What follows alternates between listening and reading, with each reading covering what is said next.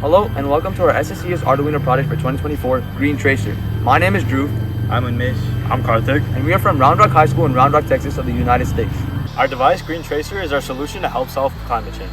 It does this by measuring CO2 emissions of both gasoline and electric cars. It roughly estimates carbon emissions using accelerometer data. So this is our device called Green Tracer. Here we have an Arduino, our battery to supply power to the device. We have an accelerometer that gets acceleration values from the car and displays it on our LCD screen. Additionally, we also have an IR receiver, which takes in inputs from the IR remote, and there's 5 button inputs on this remote.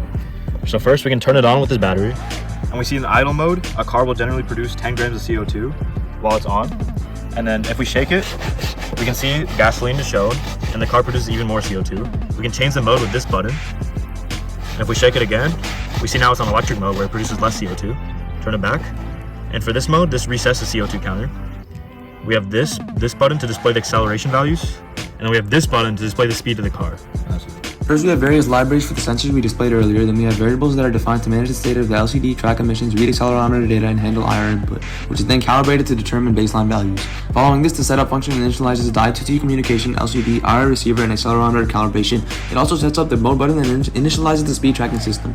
The loop function reads the accelerometer data, calculates speed and acceleration, and updates emissions based on the car's mode. The data is then shown on the LCD display, and button debouncing is implemented to switch back and forth between modes. Lastly, the function also logs speed and emissions data to the serial monitor and processes IR remote inputs for additional control functionalities like toggling the LCD backlight or switching display modes.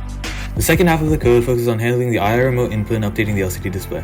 It processes IR signals to toggle the LCD backlight, switch between gasoline and electric modes, reset the emissions counter, and toggle the display between showing accelerometer data, speed, and emissions. Code uses specific IR codes for each action and ensures that the display updates correctly based on the current mode. It also includes logic to manage the button debounce and toggle states, keeping the display in sync with real-time sensor readings and user inputs.